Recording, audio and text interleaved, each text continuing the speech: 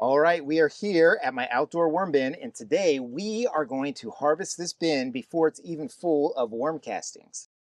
So as you can see, the top layer still has all that shredded cardboard we put on here. But we are going to get from the edges and we are going to use these two sifters to sift out the worm castings. Now, this has 1/4 inch holes in it, and this one has 1/8 inch holes in it. And if you're lucky enough to have a Vermi hut, then you already have one because you have a tray right here. But you can purchase this one in both the 1/8 size or 1/4 size, and you really don't need any of the other sifters that you might be able to purchase. So 1/4 inch and 1/8 inch. So let me go ahead and move my outdoor worm bin over to the side. And what we're gonna do is we're gonna open up this other 20-gallon pot here. And it's just a fabric pot. That's what my outdoor worm bin is also made of. And we're gonna open up the worm bin and just kind of pull from the side and put it right in here inside the sifter. Now, the 1/4 inch holes are gonna let the worm castings out, and they are going to keep most of the worms and the shredded cardboard inside the sifter. So let's go ahead and sift it out. We're just gonna throw the debris over here in this mortar tray, and we're just gonna keep repeating. Now, I've been running this outdoor worm bin for about 4 years, so this isn't something you wanna start off doing a month after you've started your new worm bin. But after about 3 months running your new worm bin, you could do this easily every couple of weeks and just get the castings that have been made before any of this stuff is completely broken down.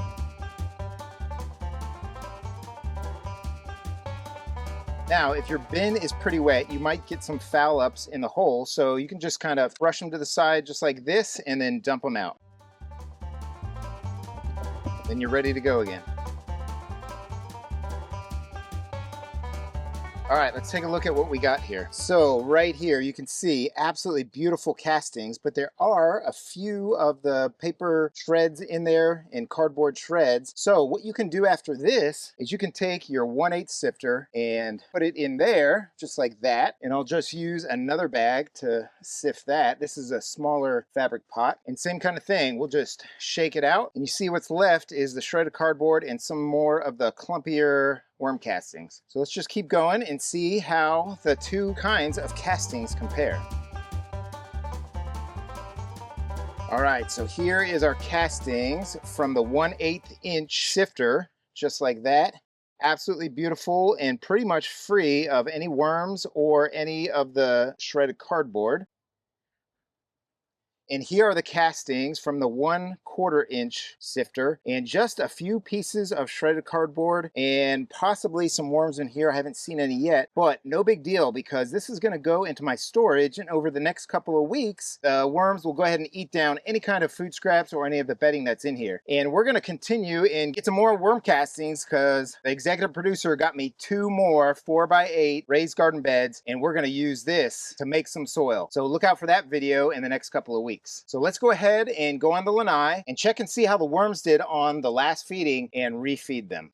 This sifter performed extremely well, and I've got links to this and all my worm equipment in the description and pinned comment if you're interested to see how much they cost, see if it's something that might work for you. So I dumped all the overs back in, and you can see a bunch of the oak leaves that we put in there about a month and a half ago. And it has been 16 days since we were in here last, and I'm just gonna kind of push that stuff to the side because what I wanna do is dig right down here where we fed. And the last time we were in here, we dumped in a whole container of coffee and mixed it into the bin. Then we put down a soiled napkin and damp shredded cardboard with the flufa remains right on top. Next, we added a half a watermelon flesh side up and surrounded it with banana peels and a bunch of cherries. Then we put in a lot of previously frozen potato peels. Finally, we added some strawberry tops and our amendments of homegrown worm chow, the rest of the used coffee grounds, and pulverized eggshell grit. And we want to look in here and see how much of that is left. And right away, I am seeing some fantastic big worms. So I think we are going to find some more of that stuff in here, and we are going to feed accordingly because we don't want to overfeed this worm bin. It's been 16 days and oh my gosh, look at that. Whoa. They are definitely into the watermelon. Check that out. Let's kind of go underneath and see what we have here. Oh my gosh. I cannot believe how many worms are up here. Seems like every worm in this bin is right here. And I guess I should have expected that because one of the #1 favorite foods of worms is watermelon. And they have done a great job. Just a little bit of the pink flesh left. And let's keep digging down to find the fluffa that I think is right here. Yep. Oh, we got all kinds of worms going in and out of that. So they are enjoying this. It's almost like they're keeping it around in order to use it to slough off their cocoons and hide, but it is getting continually broken down. So with all of this still in here, we're not going to give them quite as big of a feeding because I think this right here is part of the banana peels. So this is so cool. I'm going to turn this over and push this to the side, and we're going to keep trying to dig down here. This is great. We caught them in the middle of the act. We could probably have waited one more week before we got in here, and a lot of this stuff would have been gone. But it is so much fun to jump in here and see the worms consuming the food. Check it out. It is great. I'm also seeing a lot of coffee grounds still in here, so we're not going to give them a whole big feeding. We're going to give them a more of a light feeding, and that's what you should do. Every time you come in and check your bin, don't come in with necessarily a preset amount of food that you want to give them. You can certainly come with what you think they'll use, but then see how they're doing. If your bin looks like this and there's still a lot of food left, the last thing you want to do is overfeed and get into some kind of situation where the food starts fermenting or goes anaerobic, and that can really wipe out a bin. Let's keep going over to the sides and see how it's doing. It's always going to be a little bit more drier on the sides when you're using these fabric pots for worm bins, and we are in our dry period here in Florida. It's the very end of December. In fact, if you hear any fireworks going off, it's because it is December 31st and people are starting to fire them off. But even on the sides, we're seeing lots of great worms. Just when I think the worm bins may not have as many worms as I kind of mentioned, I get into them like this and it's like, oh yeah, here we go. We definitely have easily 4,000 to 5,000 worms in this bin. I absolutely love it. I put the fluffa over to the side here, and same thing with this watermelon. I'm sorry, every time I see it, I just get so excited. Check it out. Good worms.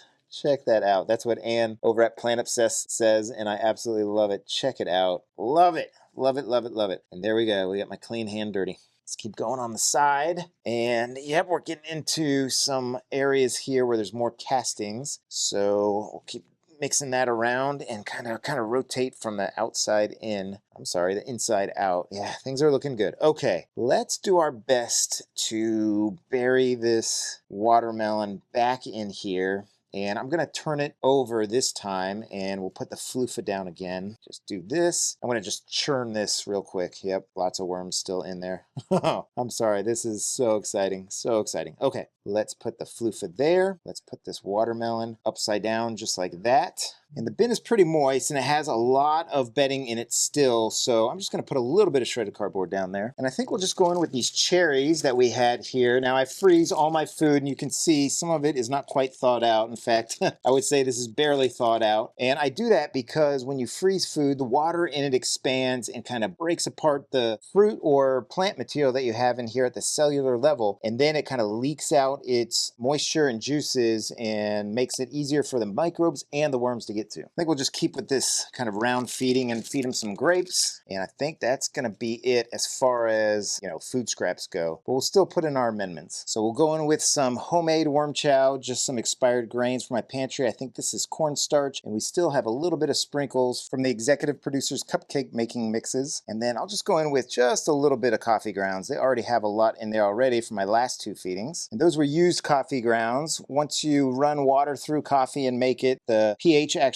rises to a more neutral pH, so you don't have to worry about used coffee grounds bringing the acidity in your worm bin up. And this is just some eggshell grit that we pulverize and add in here for the worms to use in their digestion. So we'll go in with a little bit more bedding, and hopefully those grapes, they're pretty frozen, so I cannot burst them, but hopefully the worms can get into them. And if they can't, the next time we check on them, we'll go ahead and burst the grapes. But I think that's about all we need as far as bedding goes. I'm just gonna put this material on top of it. It's some worms right there. And I'm still seeing a lot of the leaves going through it. If you have leaves, they're an excellent bedding source, but they do take a little bit longer than the shredded cardboard. And I don't have a lot of them available to me. I have mostly pine needles and palm fronds around me. So that's why you see me use that shredded cardboard. So I hope you found this video helpful. And if you did, go ahead and hit that subscribe button and give me a like. And if you want to see the 4 different ways I harvest my worm bins, check out this video right here. So I hope you're having a great day. I hope your worm bins are doing fantastic. So happy vermicomposting, everybody. Take care now. Woo, this thing is getting full.